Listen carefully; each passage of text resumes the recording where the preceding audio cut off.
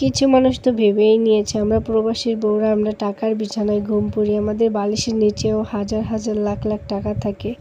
আমরা নর্মাল কোনো খাবার খাই না, আমরা হয়তোবা সবসময়ের জন্য বিরিয়ানি পোলাও এগুলা খাই।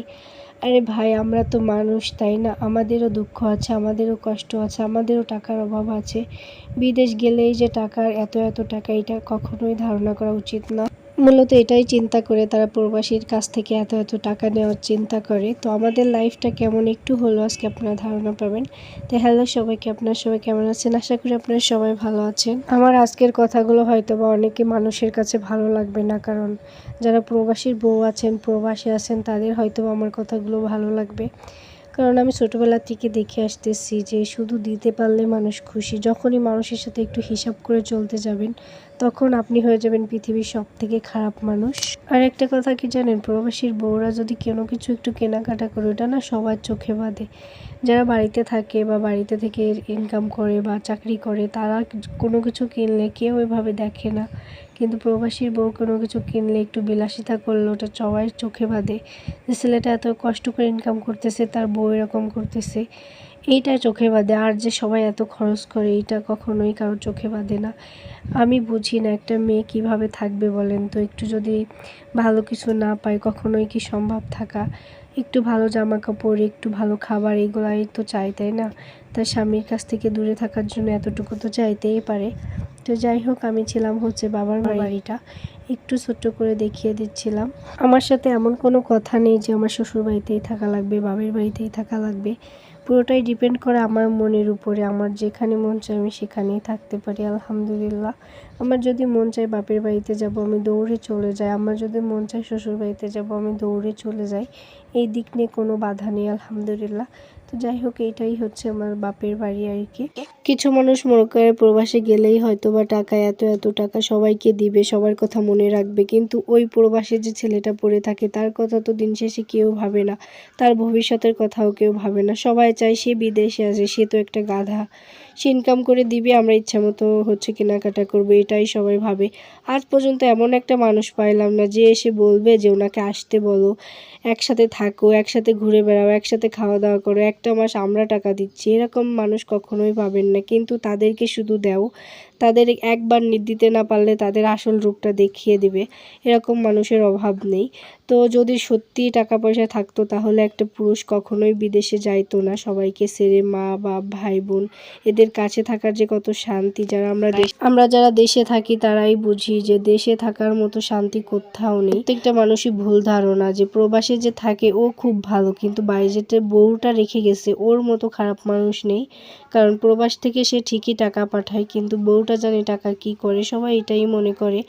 আরে ভাই, একটা মেয়ে কিভাবে থাকবে বলেন তো আপনারা? এত যদি একটা মেয়ের পিছনে পড়ে থাকা হয়, দেখা যায় বাংলাদেশে হচ্ছে প্রবাসীদের বউদের যে অতটা দোষ, পৃথিবীতে হয়তো বা এতটা দোষ কাউকেই ধরা হয় না।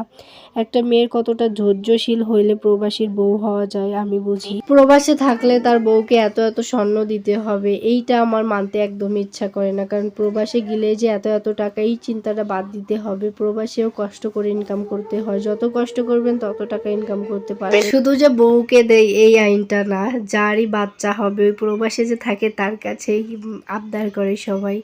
সে যেই হোক না কেন, একটা বাচ্চা হবে প্রবাসীর দেওয়া লাগবে, একটা নতুন বউ হবে তারও দেওয়া লাগবে।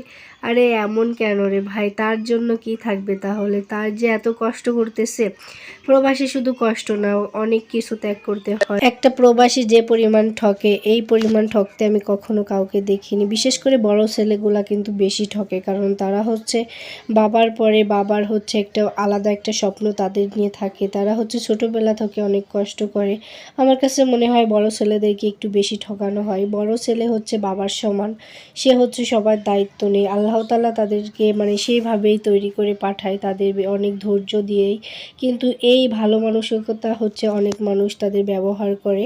যে যত ভালো তার সাথে বেশি অন্যায় করা হয়। আমি ছোটোবেলা থেকে এটা দেখে আসতেছি, আমার সাথে অনেক হয়েছে। কারণ আমি একটু বেশি ভালো, আমি নিজের কাছেই মনে হয়। আমার সাথে অনেক অন্যায় করা হয়েছে, এগুলা করার কথা ছিল না, কিন্তু মেনে নিয়েছি নাকি মানিয়ে নিয়েছি এটা কখনো কেউ জানতে চায়নি।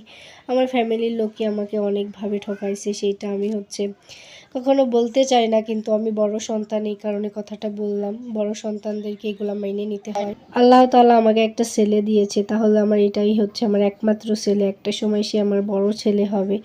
তো আমার ইচ্ছা আছে আমার বড় ছেলেকে আমি কখনো এতটা দায়িত্ব নিতে দিব না। যতটা মানুষ দায়িত্ব নেয় ততটাই মানুষ কষ্ট পায়। সবাই দায়িত্ব নিবে ঠিক আছে, কিন্তু ওর উপরে কখনোই কোনো কিছু চাপিয়ে দিব না। তো সবাই আমার ছেলের জন্য দোয়া করবেন, আমাদের জন্য দোয়া করবেন। আর আপনারা যারা কিছু মানুষ মনে করে, সবাই না, কিছু মানুষ মনে করে প্রবাসে যারা থাকে তাদের কাছে এত এত টাকা তাদের থেকে নেওয়ার ধান্দা করেন, এগুলো বাদ দেন, এখনই বাদ দিয়ে ফেলবেন। কারণ মানুষের কষ্ট করতে অনেক ইনকাম করতে অনেক কষ্ট হয়। ইনকাম করেন, টাকা ইনকাম করে ইচ্ছা মতো খরচ করেন, কিন্তু একজনের থেকে পাওয়ার আশা করা এখনই বাদ দিয়ে দিবেন। এইটা করাই ভালো, কারণ আপনিও ভালো থাকবেন, প্রবাসে যে আছে সেও ভালো থাকবে। আমার আব্বু অনেক বছর ধরে প্রবাসে ছিলেন, কিন্তু এখন সেই যে বাংলাদেশে থাকলে যে কাজ করা লাগতো, এত বছর বিদেশ থেকে আসার পরও সেই সেম কাজই করতেছে। তাহলে এত বছর যে বিদেশ কাটাইলো, এটা করার কোনো মানে ছিল না। তো যাই হোক, আমরা শুধু প্রবাসীর বউরা হচ্ছে টাকার বিছানায় ঘুমাই না, আমাদেরও কষ্ট আছে, আমাদেরও টাকার অভাব আছে। টাকার অভাব বিদায় আমরা হাজবেন্ডের থেকে এত দূরে থাকি, না হলে একদিনও থাকতে দিতাম না দূরে। আমার ভিডিও লাস্ট পর্যায়ে চলে এসেছি, তো কেমন লাগলো আমার ভিডিওটা সবাই কমেন্ট করে জানাবেন। আর আমি খাওয়া দাওয়া শেষে এক গ্লাস তাল রস খেয়ে নিচ্ছি, কারণ এইটা আমার ভীষণ রকমের পছন্দ। আপনারা সবাই ভালো থাকবেন। আল্লাহ হাফিজ।